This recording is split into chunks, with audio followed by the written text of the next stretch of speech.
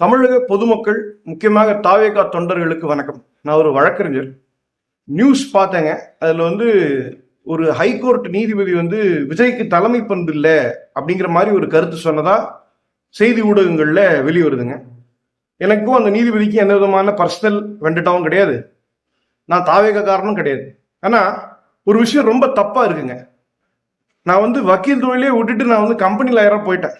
ஏன்னா அந்த அளவுக்கு நீதித்துறை இன்னெஃபிஷியண்டா இருக்கு நம்ம நாட்டில் அப்படிங்கிறதுனால ஒன்றும் என்னால் ரெமெடி எடுத்து கொடுக்க முடியலங்கிறதுனால வக்கீல் தொழிலே பார்க்கறத விட்டுட்டு பிகம் ஏ கம்பெனி லாயர். இருந்தாலும் இதுல நான் என்ன சொல்லணும்னு நினைக்கிறேன்னாக்க, ஒரு நீதிபதி ஒரு மாண்புமிகு ஒரு பதவியில உட்கார்ந்துக்கிட்டு தனிப்பட்ட கருத்தெல்லாம் சொல்லக்கூடாதுங்க. அதாவது இப்ப நீதிபதி செந்தில்குமார் அவர்கள் விஜய்க்கு தலைமை பண்பு இல்லைன்னு விமர்சிக்கிறார். இது ஒரு ஜனநாயக நாடு. ஆனா அவர் திருப்பி நம்ம விமர்சிக்க முடியாது. பண்ண கண்டெம்ட் ஆஃப் கோர்ட் ஆயிடும் இல்லையா? பல உச்ச நீதிமன்ற தீர்ப்புகள்ல உயர் நீதிமன்ற நீதிபதிகளா இருக்கட்டும், கான்ஸ்டிடியூஷனல் ஜட்ஜஸ் கேஸ் என்னவோ அதை மட்டும் நீங்க அட்ஜுடிகேட் பண்ணுங்க. கேஸ் என்னவோ அது சம்பந்தப்பட்டு மட்டும் நீங்க முடிவுகள் எடுங்க. உங்களுடைய சொந்த கருத்துக்கள் எல்லாம் தெரிவிக்காதீங்க. இப்ப என்னுடைய கருத்து என்னன்னா, நான் அவருடைய பார்த்தது இல்லை மிஸ்டர் செந்தில்குமார் அவர்களை ஜஸ்டிஸ்ன்னு சொல்லணும், மிஸ்டர் கூட சொல்லணும், லார்ட்ஷிப்னு சொல்லணும் நம்ம இல்லையா? இவங்களுக்கு எல்லாம் எப்படி சொல்லணும்னாக்க, இந்த பிரிட்டிஷ்காரன் காலத்துல மைலார்ட் அப்படின்னு கூப்பிடுவான் இல்லையா? அப்போ தெய்வமே அப்படின்னு சொல்லணும் அந்த நீதிமன்றங்கள்லாம், அந்த நீதிபதிகள் எல்லாம். அப்போ நம்ம இந்த லார்ட்ஷிப் செந்தில்குமார் அவர்களுக்கு நான் தெரிவிக்கிறது என்னன்னாக்க, அவர் அவருடைய பதவியை ராஜினாமா செஞ்சுட்டு அவருடைய தனிப்பட்ட கருத்துக்களை தெரிவிக்கலாம். ஆனா அதை விட்டுவிட்டு நீங்க ஒரு ஹானரபிள் சேர்ல உட்காந்துட்டு உங்களுடைய கருத்தை நீங்க எப்படி ஜஸ்டிஸ் அவர்களை தெரிவிக்க முடியும் அப்படிங்கிறது கருத்து. ஸோ நீ அவரை தாவேகா தொண்டர்கள் எல்லாம் சின்ன பசங்க, நீ திருப்பி ஏதாவது விமர்சித்தீங்கன்னா உங்களை தூக்கி ஜெயிலில் போட்டுருவாங்க, கண்டெம்ட் ஆஃப் கோர்ட் ஆயிடும். நீங்க என்ன கேள்வி கேட்கலாம்னா, உங்களுடைய தனிப்பட்ட கருத்தை நீங்க எப்படி ஒரு ஒரு ஆபீஸ்ல உட்காந்துட்டு, அதுவும் எப்படி சொல்றதுன்னா ஒரு கான்ஸ்டிடியூஷனல் பொசிஷன்ல உட்காந்துட்டு எப்படி நீங்க ஒரு அரசியல் தலைவரை தலைமை பண்பு இல்லைன்னு நீங்க எப்படி சொல்ல முடியும்? நீ இதை தீர்மானிக்கிறதுக்கு தான் அந்த வழக்கு போடப்பட்டுதா?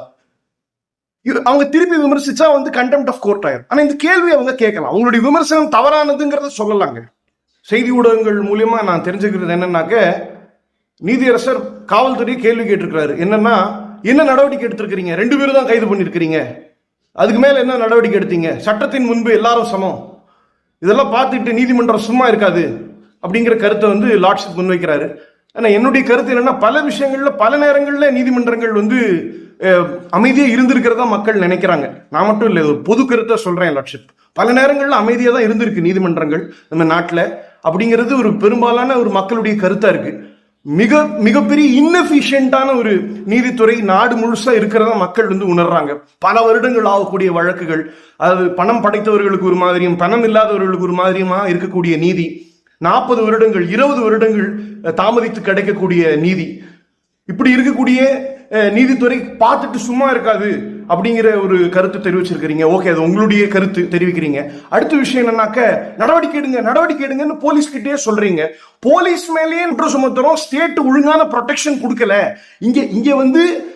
இங்க போலீஸ்க்கு எப்படி தகுதி இருக்கு? போலீஸ் அவங்களே ஒரு அக்யூஸ்டிங்க. இப்ப அவங்க நடவடிக்கை எடுங்கன்னா இன்வெஸ்டிகேஷன் ஏஜென்சியே மாத்தணும், சிபிஐக்கு கேஸை மாத்தி இதுல போலீஸே அக்யூஸ்ட், இதுல ஸ்டேட் அக்யூஸ்ட். இவ்வளவு பேர் சாவுக்கு காரணம் இன்டெலிஜென்ஸ் ஃபெயிலியர். ஒரு அரசியல் தலைவர் வராருனாக்க அவங்க பர்மிஷன் கொடுக்குறாங்க, இவ்வளவு பேர் வரணும் அப்படிங்கறதெல்லாம் கட்டுப்படுத்த முடியாது. இன்டெலிஜென்ஸுக்கு ரிப்போர்ட் இருக்கு, முன்னாடி வந்திருக்கிற கூட்டம். அப்ப அதன் அடிப்படையில் அந்த ஏரியால இடம் கொடுத்தது தப்பு. இது என்ன மாதிரி ஒரு நீதின்னு எனக்கு தெரியலைங்க. இந்த நீதியில ரொம்ப வருத்தமா இருக்கு, நீதிபதியுடைய கருத்துல வருத்தமா இருக்கு. வேற எதுவும் சொன்னா இதுக்கே கூட மேல ஏதாவது நடவடிக்கை எடுக்கலாங்க, பரவாயில்லைங்க. இதுக்கு மேல பேசாம இருக்க முடியாதுங்க. ரொம்ப வருத்தமா இருக்குங்க.